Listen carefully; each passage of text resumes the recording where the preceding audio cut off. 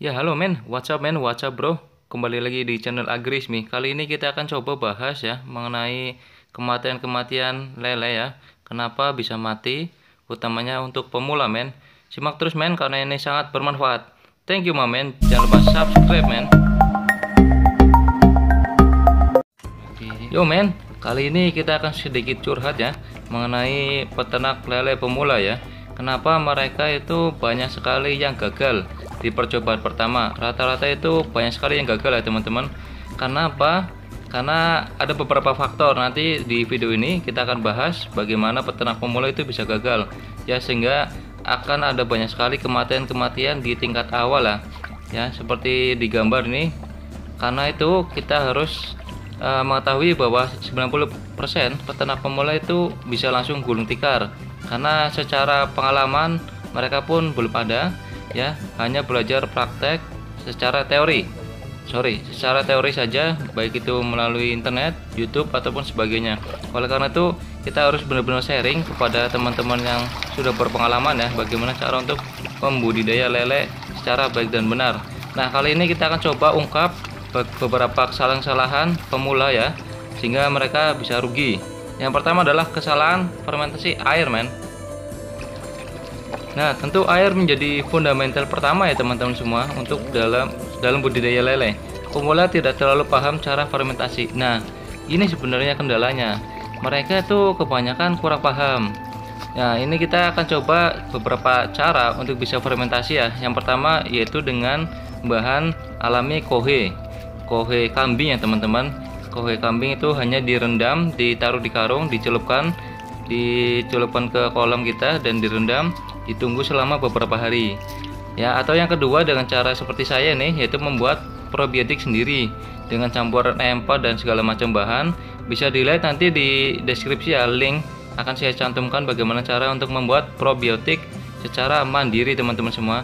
Caranya hanya tinggal disiramkan ke air ya, ke kolam ya, seperti itu. Setelah kita buat probiotiknya, kita siramkan ke kolam-kolam kita yang akan kita tebari benih lele. Ini biasanya prosesnya mencakup sekitar beberapa hari ya. Saya sendiri itu antara 4 sampai 5 hari sebelum kita tebar benih, sehingga fermentasinya itu bisa menyeluruh dan air itu sudah siap untuk ditebar benih. Nah, ini yang kedua nih yang sering banget dialami oleh pemula nih, yaitu membeli benih kecil teman-teman semua. Oke, di sini kita bisa lihat ya kan, benihnya itu kecil-kecil, antara 34 atau 46, kecil banget. Untuk pemula itu sebenarnya riskan banget ya untuk bisa membeli benih kecil. Nah, saran saya sih sebenarnya untuk pemula ya, paling tidak sediakan benih ukuran 7-9 cm atau syukur-syukur bisa 9-12 cm, karena itu tentu akan lebih kuat ya daya tahan benihnya. Ketika kita tebar pertama kali adaptasi di kolam itu lebih kuat dibandingkan benihnya kecil. Nah, ini juga perhatikan jarak pengiriman benih teman-teman. Jangan sampai itu kita beli dari pembibit ya kan, pembenih itu jaraknya terlampau jauh, karena itu akan juga resiko ya dalam transportasinya. Serta ini teman-teman yang sering kita tidak tahu ya sebagai pemula ya, tanyakan garansi benih. Apakah ada garansi pembelian, baik itu 3 hari, 4 hari ataupun seminggu setelah kita beli benih ya kan. Biasanya itu pemula tidak tahu. Nah, bisa ditanyakan dulu. Yang ketiga itu tidak bibis pakan. Nah, ini juga kendala yang cukup sering yang dialami pemula ya. Ya, terkadang kita lupa untuk bibis pakan atau bahkan tidak tahu. Jadi asal ada pelet kita lempar aja ya kan. Sebenarnya bibis pakan bisa dilakukan dengan cara air seperti biasa ya kan. Intinya adalah untuk bisa membasahi pelet lele atau pakan lele agar tidak mengembang lagi di dalam perut ya kan. Apa dampaknya ketika tidak dibibis?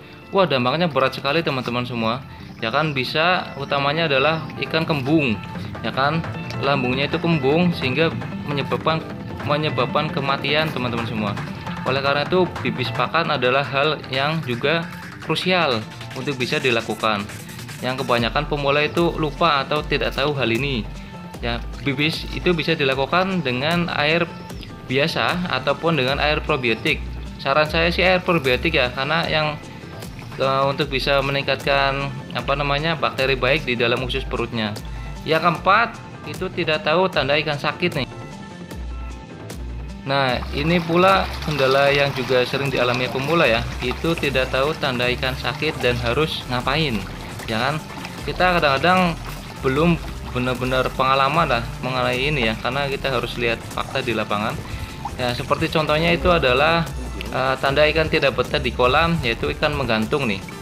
Saya pun pas awal-awal pun tidak tahu, dan apa yang harus dilakukan saya pun tidak tahu. Oleh karena itu di sini kita sharing, ketika ada ikan yang menggantung seperti ini, apa yang harus kita lakukan? Tentu yang harus kita lakukan adalah menguras kolam terlebih dahulu, teman-teman semua. Ya paling tidak kita menguras air itu setengahnya ya, sampai ikan itu normal, teman-teman semua. Ini adalah perilaku yang harus kita ketahui ya. Kita belajar dari pengalaman sehingga teman-teman semua bisa tahu ya. Paling tidak ini sebagai referensi bagi teman-teman agar budidaya lele itu tidak rugi. Oke, sekian, jangan lupa subscribe, amen. Thank you.